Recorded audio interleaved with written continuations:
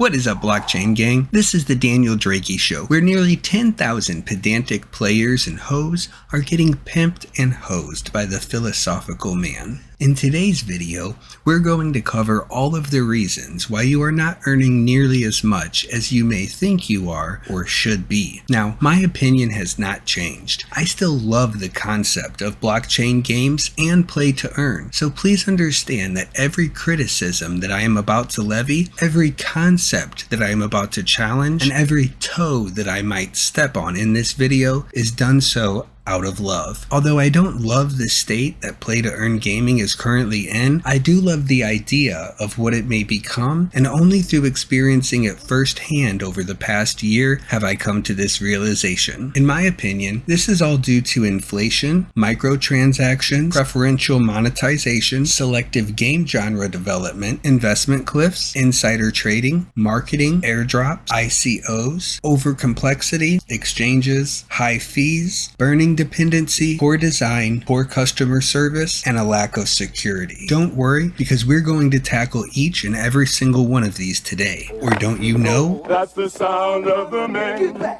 working on the chain. Gang. That's the sound of the man working on the chain. Gang. Can you even say it? Inflation is caused by tokens being minted or issued and offered for sale on the market faster than players or investors can use them, causing the price to crash. Games are often released with limited uses for their token. Players sell excess tokens they don't need, which limits the potential buyers to people who are spending money in the game's cash shop, causing the prices to fall to the point to where it is cheaper to buy tokens for an advantage than it is to purchase one from the developers. This gives developers with the microtransaction cash shop complete control over the price of their token. By adding or removing packages bought with cash and adding or removing packages bought with tokens, they can effectively manipulate the prices within reason. This is called preferential monetization. Due to this power that microtransactions give the developers to peg prices of progression, some game genres are being pursued in the play-to-earn industry much more than others. These are MMORPGs, trading card games, strategic base builders, idle RPGs, and breeding or pet raising games, where paying for a time skip or an advantage is much more acceptable than in other genres such as MOBAs, battle royales, and first-person shooters, which are rare as these games usually fail if there are pay-to-win mechanics present since they focus on fair competition. Even when a game does come along that is completely fair in gameplay, the payouts favor the early investors and whales so much that they are earning 10, 20, or even 50 times the ROI of the average player due to substantial investment cliffs. I covered this topic in more detail in a previous video, but to sum it all up, traditional investments will increase the ROI slowly based upon the amount of investment made. For example, if you invest $1,000, you might earn $200 a year, and someone who invests $10,000 might make $2,200 a year. One is a 20% ROI and the other is a 22%. But these games are set up to where $1,000 might get you an ROI of 40%, but $10,000 will get you an ROI of 400%. Not only is this unfair to all players, but it is also entirely unsustainable, since developers know which changes they are going to make to the game in advance,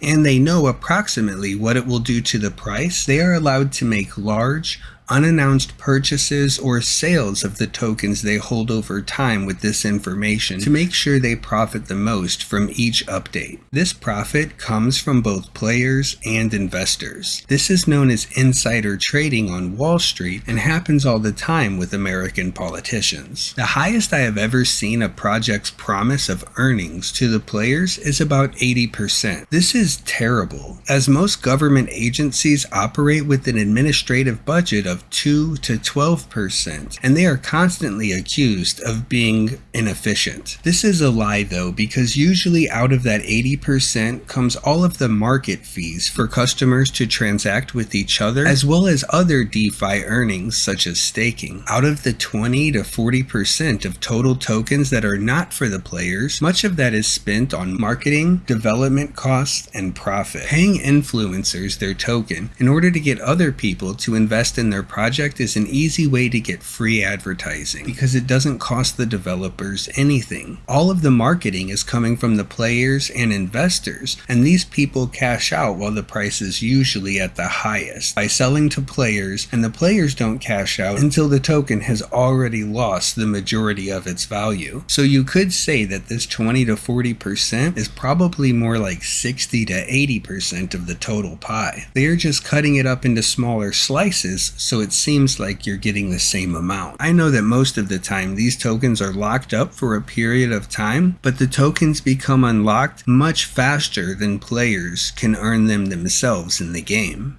I know I have done sponsored content, but I do have two big rules that are to be able to say whatever I want and to get paid in cash, so I know it isn't hurting the value of players' earnings. The same can be said about airdrops, ICOs, which are initial coin offerings or private sales to whitelisted customers, bots, and exploiters. I am not saying that these ideas are necessarily bad. I'm saying that they are handled poorly, and this execution is either designed to be deceptive or entirely negligent on the part of the devs. I'm not judging or insulting anyone here. I'm just trying to show you what I've seen over the past year of observing and investing and enjoying these play-to-earn projects.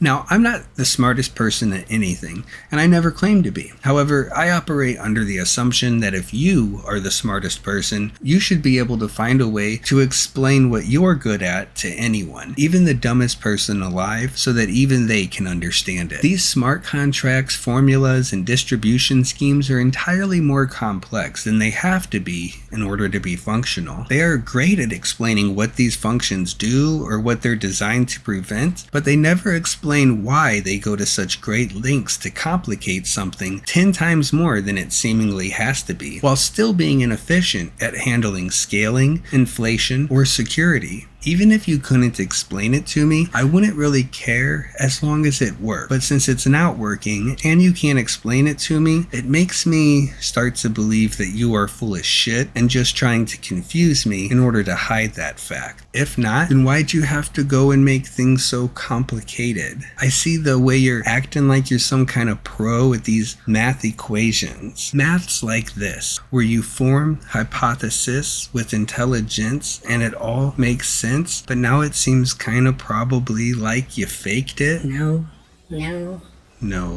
Chill out. I'm not trying to shit on crypto, blockchains, or your favorite project. I'm just saying that they all kind of suck at their job, and they should do better because you deserve better. I'm not saying they're not trying to do better. I'm just saying that they get rewarded, regardless if they actually succeed or not, and that is bullshit. Another huge takeaway from players is private funding through pre-sales of tokens, NFTs, and being listed on exchanges. If you want your token listed, you're going to have to pay millions of dollars. Another way for a blockchain to cost millions of dollars to create is for a development company to be in millions of dollars in debt because they haven't launched a successful game in 20 years. What is worse than just passing this on to players in the form of less earnings is that it's actually passed on to investors, who then expect a premium return on their investment, which is then paid for by the players. So a $1 million listing on an exchange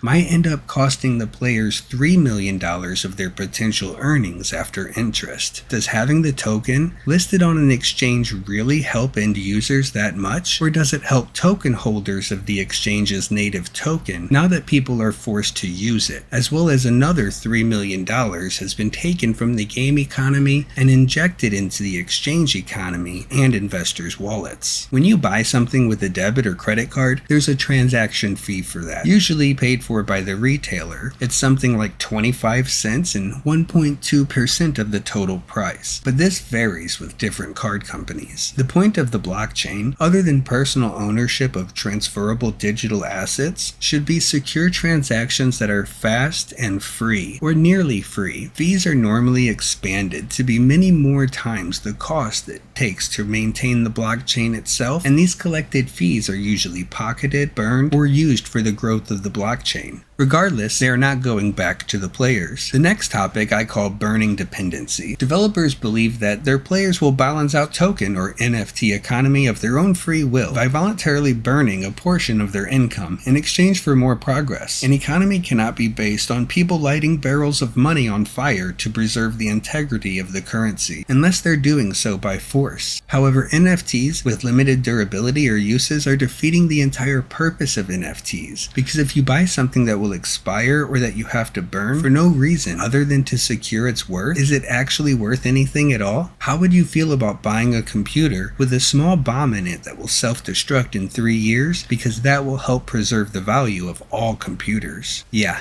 that sounds dumb to me too. Next, I want to talk about design. If I wanted to be a jerk, I would say that half of these designs are pulled out of somebody's crusty, unwashed asshole. But I won't say that. But many of their main functions seem to only serve as a means of injecting more buzzwords and marketing jargon into their project than they know what to do with. If your project has a novel idea, it should be made clear exactly how that idea is going to A. make the game more fun for players, or B. protect their earnings and investment. In the name of James Hetfield, if your game is not fun to play, or your players' earnings are not secure, nothing else matters. The last two go hand in hand, where the game was not designed with security or customer service in mind. AI and computer software are invaluable tools when it comes to these fields, but too often companies use these to replace human beings instead of assisting them. It is clear from the majority of the 500 white or light papers that I have read that more is invested in marketing than security or customer service, and based upon reviews of all online video games I have ever read, it really shows. Again, I want to emphasize that this is not really a play-to-earn problem, but more of a general problem inherited from the traditional video game and tech industries. Henry Chang, CEO of WeMade, said something that really opened my eyes in a recent interview, which, to paraphrase, went something like, developers are not jumping all over the blockchain's nuts because they don't benefit much from it. The advantages are mostly for the players, so I understand why they would question adding it to their games. This is why I believe the majority of blockchain games out there right now are so heavily in favor of rewarding the devs, influencers, and investors instead of the players. They know that there is nothing in it for them, so they are using it in a way to milk it for as much money as possible. We are in a groundbreaking time for play to earn, where examples that are set today and are successful will be the models that the future blockchain games will replicate. The truth is that companies will only be as honest as they are forced to be in order to stay in business. The blockchain offers an opportunity to hold developers' feet to the fire due to the transparent and immutable documentation it provides, but we should not believe a word that comes out of their mouth until we are unable to prove otherwise after vigorous research. In conclusion, I will say that play-to-earn games are not a scam by nature, but they are being nurtured by very scam-like or scam-adjacent foster parents. That is all I have for you today. Don't forget to like and subscribe so we can do this again sometime. Hey kid, don't ever let them get inside your head. They'll tell you what to do in life instead of everything you know that you could get. Don't let them guide your life towards regret. I'll fight for what I love with every breath. My past is filled with things I won't forget. I use them all to push me to my best. So treat the worst of times just like a test.